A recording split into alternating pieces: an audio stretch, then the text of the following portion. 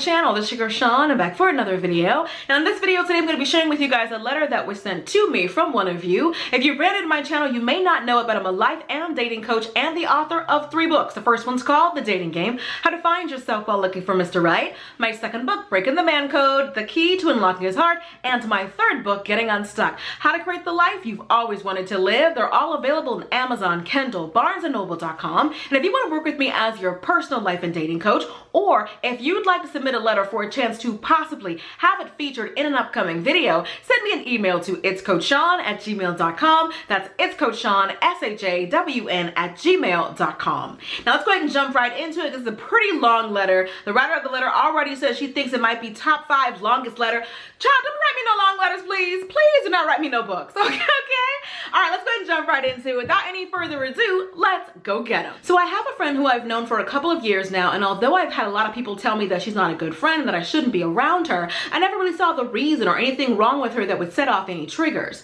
We have called each other best friends now for over 10 years and counting, and we never argued. We did everything together, and I loved her like a sister. First time things got a bit weird is when my boyfriend at the time told me that she called him and told him that I was talking to other men. We would go out. I would even be sleeping with other men. And she asked him to ask me to take a lie detector test.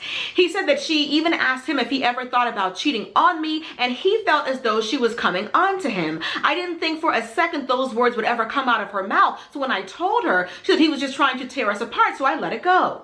Now, one night I got really wasted on one of our wild nights together. She allowed my ex-boyfriend to take me into his car and go off with me. And when he brought me back, she was like, "Ew, girl, everybody is talking about you." Now, that is not her responsibility, but I thought being a good friend, she would help me out. If it was her, I would have never allowed that to happen. So fast forward, I started to lose all of my other friends because she would catch attitudes whenever I would have other female friends. I eventually ended up calling them all and apologizing to them because I felt that I did them wrong by abandoning them just for her. So it's a lot more to say, but moving on to when I got engaged, and I was so excited. The first person I called was her. I called her and I told her how it went. Me, OMG, guess what? I'm gonna name the guy John. John just proposed to me, but I don't want to tell anybody because I want to break the news to everyone myself. She's like, "Oh, okay.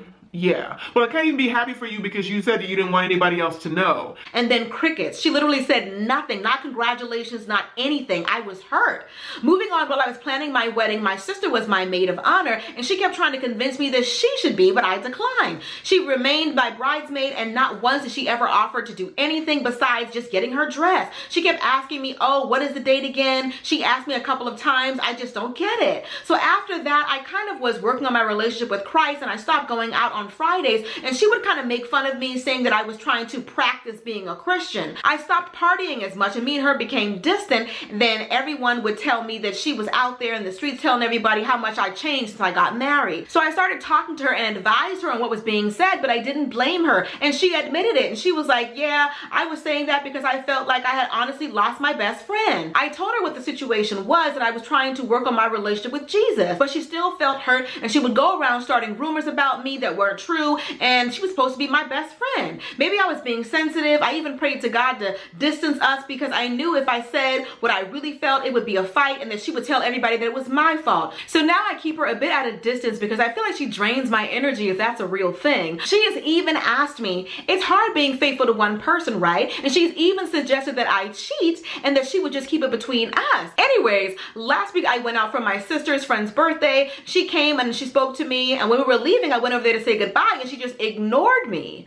It was embarrassing, and I was confused. I just don't get it. The more I said goodbye, the more she ignored me, and it hurt my heart. She doesn't compliment me at all. It's always a picture of me and my husband, and she'll say, "Y'all look nice." If it's just me, nope. I probably got 1 or 2 compliments out of her the entire time we had a friendship. She would always tell me that I was spoiled. I just don't get it. I want a loving, I got your back type friendship or sisterhood. Help. So my question to you is, should I completely give up on her and let it go, or keep ignoring the signs and try to stay stay her friend like I have been doing? Is this a toxic friendship? What should I do? I definitely feel like there are definitely some toxic traits that your friend has, but I want to talk about all of that. I really feel like even though this relationship is not a romantic one, female friendships is definitely something that I wanted to discuss on my channel. So this is the perfect letter for me to do that.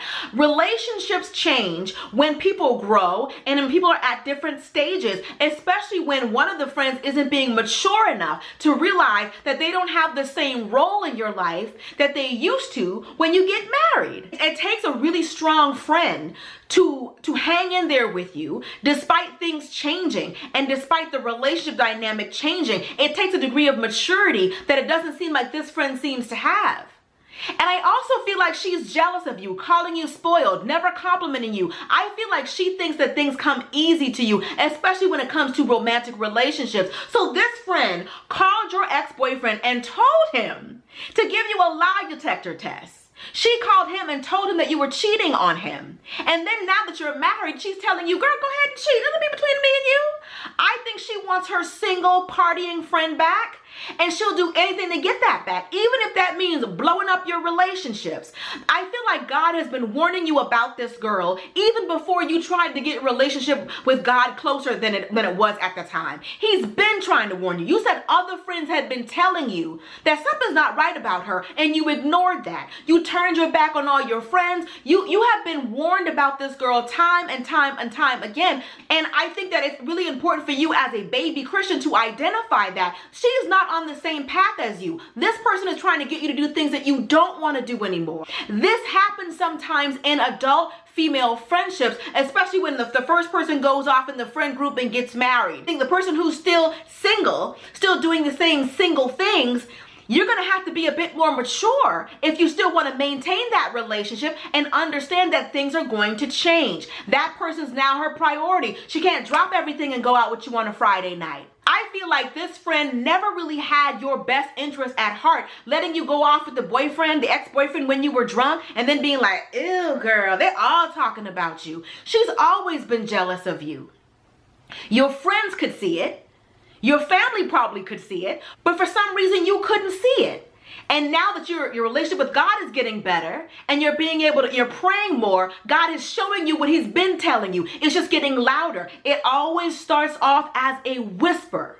And then God's voice gets louder and louder till it's deafening. And that's where you are right now. When your friends and family tried to warn you about her, that was the whispers.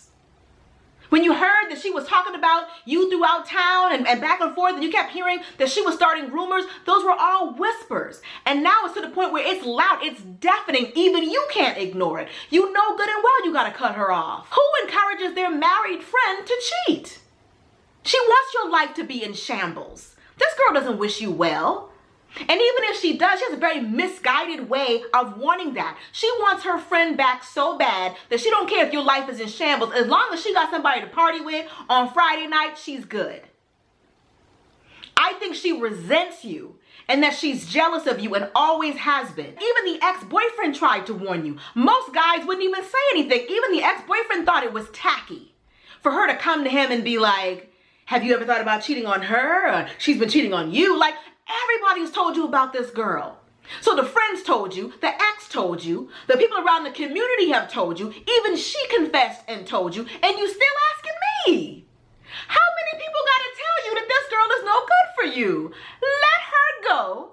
Cut this jealous hater loose. Sometimes your biggest haters are only close by because they want a front row seat to what's going on, not because they wish you well and they want to see you win. She wants to be just close enough to see what's going on with you so that she can throw hate all over it. And I also feel like she wants the kind of men that you seem to be able to attract. She was pushing up on the ex. She only compliments you when she sees you with your husband. I feel like she believes that she deserves the kind of men that you've been getting. I don't know if she's got some kind of self-esteem issue going on or what, but she always wants your guys. She always thinks that your men look nice. I think that's what this has all been about. The first time she contacted your ex, that should have been a warning sign to you, and you should have set some boundaries in place right then and there. You deserve the kind of friend that wants nothing but the best for you, not the kind of person who's talking to your exes trying to break you up, the kind of person who's running around spreading lies and rumors about you, the kind of person who would let you go off drunk with an ex, trying to, like, no, that's not a good friend. This girl has showed you in word and in deed that she is not a good friend, but you're letting her stay. You're holding on to the idea of her. Maybe you're holding on to what she used to be, but she's not that anymore. You got to understand and adjust when people change. When they change, sometimes you got to change up on them. This girl has been jealous of you. She is giving off real single white female vibes. And if you've never seen that movie, you need to check it out. It's an oldie but a goodie. It's a classic, but that's the kind of vibe she's giving off. This girl seems like she wants your life. She definitely wants your men. Even the ex said he felt that she was pushing up on him, asking him, have you ever thought about cheating? That is not appropriate at all. And then that's after she told him that you had been cheating. Like, if he was with it, she sounds like she would have been with it too. She changed as she got married. True. Yes. You should have told her, yes, I did. Because I got whatever I'm supposed to do. Yeah, I'm not single anymore, so I don't act like a single woman. I'm a married woman. I'm somebody's wife. I'm going home every night to somebody's son. And I'm trying to change my life. I'm trying to be a good wife. I feel like she's being extremely immature, and she's not understanding that friendship dynamics are going to change when major life events happen, like a marriage. The friendship is going to be different. It doesn't have to be over, but it's going to be different.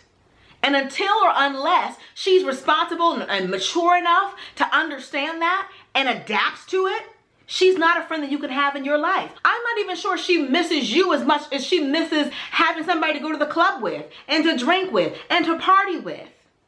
That's what she wants from you. She don't want you to be happy because you're already happy and she's not happy for you. That should be your sign. When you're happy and you have a friend who's frowning up and looking like your happiness makes them miserable, that's a sign they're not a good friend. How does my good news make you feel some kind of way? She was never a friend. And everybody knew that. And I hope by now you do too. All right, that is pretty much it. Hope you guys enjoyed this video. Be sure to thumbs up if you did. Also be sure to weigh in below in the comment section. Has this ever happened to you? Have you ever had a friend switch up on you when you got engaged or got a serious relationship, when you got married, when you became closer to Christ? Have you ever had a friend who just changed up on you like this person here, or our friendship that you had to cut off because they didn't seem happy for you? I've had that personally happen to me. I'd love to hear you guys weigh in and let her know how you feel about what's going on. Let me know if you agree with what I feel, my take on the situation. I would love to hear that. Anyway, if you want to hear more of my thoughts and opinions on life and love, consider purchasing one of my books. As I said in the beginning, I've written 3. First one's called The Dating Game, How to Find Yourself While Looking for Mr. Right. My second book, Breaking the Man Code, The Key to Unlocking His Heart. And my third book, Getting Unstuck, How to Create the Life You've Always Wanted to Live. They're all available on Amazon, Kindle, BarnesandNoble.com. And if you want to work with me as your personal life and dating coach, or if you'd like to submit a letter for a chance to possibly have it featured in an upcoming video, send me an email to itscoachshawn@gmail.com. That's itscoachshawn, SHAWN @gmail.com. Now, if you like this video, you'll love my last one. Be sure to check it out right here, and be sure to subscribe right here. Till next time, later divas and dudes. Deuces, honey.